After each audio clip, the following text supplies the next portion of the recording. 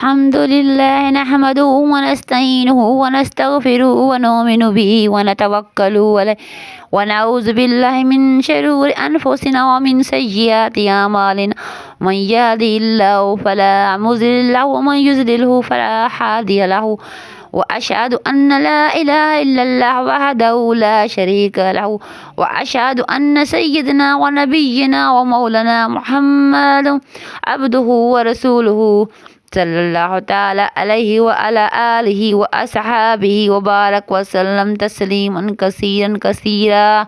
أما بعد فأعوذ بالله من الشيطان الرجيم. بسم الله الرحمن الرحيم.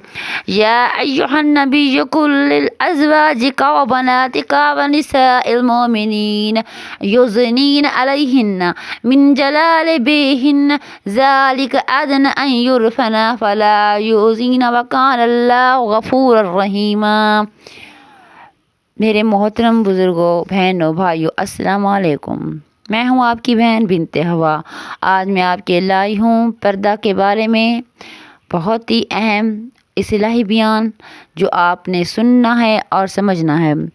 آپ نے میری ویڈیو کو فل واچ کریں، چینل کو سبسکرائب، لائک اور شیئر کریں، جو روزانہ میں آپ سے گزارش کرتی ہوں. اللہ تعالیٰ آپ کو ہنستا مسکراتا رکھے، خوشباش رکھے، تکلیفوں اور پریشانیوں سے دور رکھے. جو بیمار انہیں شفائے کاملہ عطا فرمائے. جن کی اولاد نہیں، اللہ تعالیٰ انہیں نیک اور لمبی زندگی والے نورینہ اولاد عطا کرے. جو رزق کی تنگی میں، اللہ تعالیٰ ان کی رزق کی فراوانی کرے. آمین ثم آمین یا رب العالمین.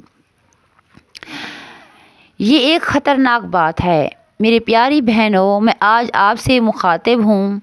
آپ نے میرا یہ اصلاحی بیان غور سے سننا ہے. اور میرے بھائیوں اور نوجوانوں، آپ نے یہ اصلاحی بیان غور سے سننا ہے اور اپنے گھر میں بھی بتانا ہے. پردہ کا حکم کا معاملہ ایسا ہی ہے کہ بعض لوگ ایسے ہیں کہ قرآن کریم اور حدیث شریف میں واضح طور پر پردے کا حکم موجود ہونے کے باوجود اس کو نہیں مانتے، یا حکم تو مانتے ہیں مگر صاف صاف یہ کہہ دیتے ہیں کہ آج کے دور میں اس پر عمل ناممکن ہے. پھر طرح طرح کے ہیلے بہانے اس حکم پر عمل نہ کرنے کے لیے نکالتے رہتے ہیں.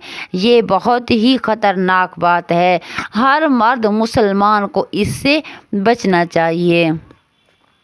میرے محترم بھائیوں، بہنوں اور بزرگوں کی یہی کام کرنا چاہیے کہ اپنے گھر میں جو خواتین ہیں ان کو پردے میں رکھنا چاہیے.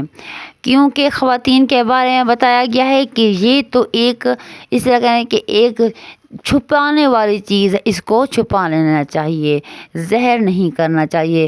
خواتین کو چاہیے کہ گھر کے اندر بھی جو نامحرم رہتے ہوں ان سے بھی پردہ کریں. یہاں تک بتایا گیا ہے، لیکن ہم یہ کیا ہے، کوئی پردے کا انتظام بھی نہیں ہے. چہرہ نکالے ہوئے ہیں. آج کل تو ماسک آ گیا، وہ پہنے ہوئے ہیں، دوپٹہ اوپر پہن لیتے ہیں، بس جے جا وہ جا. ایسا نہیں کرنا چاہیے. اللہ تعالیٰ سے ڈرنا چاہیے. اللہ تعالیٰ کی حدیثوں کو سمجھیے، سوچیے اور پردے پر غور کیجیے. پردے میں بھی رہ کر اب سب کام وہ کر سکتی ہیں جس طرح انسان کو عام معمول میں کرنے ہوتے ہیں. کیونکہ باہر بھی جانا ہوتا ہے، پردے میں رہیے. آپ نے بس جتنا ہو سکے اپنے چہرے کو ڈھانپ کر رکھیے. پاؤں تک ہیں، پاؤں تک ڈھانپ کے رکھنا ہے. میرے پیارے بہن بھائیوں، باہر آنے جانے والے رشتہ داروں پر بھی پردہ ہوتا ہے. ہم آتے ہیں جاتے ہیں رشتہ داروں میں، عزیز و اقارب میں، یہاں کوئی بھی پردے کہاں جائے. اگر کسی خاتون کو چہرے پر گھونٹ ڈالنا مشکل ہو تو اس صورت میں علماء کرام نے فرمایا کہ اگر چہرہ دونوں ہتھیلیاں کھلی ہوئی ہوں لیکن کلائیاں چھپی ہوئی ہوں تو اس کی بھی گنجائش ہے. البتہ بہتر یہ ہے کہ چہرے پر گھونگھٹ رہے، اس لیے کہ عورت کا چہرہ حسن و جمال کا مرکز ہے. اس کے کھلے رہنے کی وجہ سے فتنہ پھیلنے کا خطرہ ہے. لہذا جس گھر میں نامحرم مردوں سے فتنے کا اندیشہ ہو وہاں گھونگھٹ ڈالنے کا اہتمام کرنا چاہیے. لیکن جہاں فتنے کا اندیشہ نہ ہو وہاں گھونگھٹ نہ ڈالنے کی بھی گنجائش ہے. بہرحال یہ حکم تو ان نامحرم مردوں سے پردے کے بارے میں تھا جو گھر کے اندر رہتے ہیں، اس لیے کہ ہر وقت اپنے کمرے میں چھپ کر رہنا بھی مشکل ہے. برقع پہن کر گھر کے کام کاج کرنا بھی مشکل ہے. اس لیے شریعت نے یہ سہولت عطا فرمائی دی تاکہ سہولت کے ساتھ خواتین گھر کا کام انجام دیں. میرے پیارے بہن بھائیوں، آپ نے غور سے سمجھنے والی بات ہے، سمجھیے گھر کے اندر بھی محرم سے پردہ کرنا ہے۔ ہم کس طرح باہر آ جاتے ہیں، کس طرح پردہ نہیں کرتے۔ آج دیکھیے یوٹیوب پر جو ہو رہا ہے، اللہ معاف کرے، اللہ تعالی ہماری آنکھوں کو پاک بنائے، کیونکہ ہماری آنکھوں نے بھی جواب دینا ہے۔ اللہ تعالی ہماری آنکھوں کو بھی پاک بنائے، کیونکہ آنکھوں نے بھی آگے جا کر قیامت کے دن اللہ کے سامنے جواب دینا ہے کہ یہ آنکھیں کس جگہ پر استعمال کی گئی۔ تو ہم کہہ تو سکیں گے ہم قرآن پڑھتے تھے، آنکھوں سے دیکھتے تھے، ہم اچھے کام کرتے تھے، آنکھوں سے دیکھتے تھے، اور کوئی غلط کام آنکھوں سے نہیں کیا، کیونکہ ہر ایک جسم کا اعضاء قیامت کے دن اللہ تعالیٰ کے سامنے جواب دہ ہے۔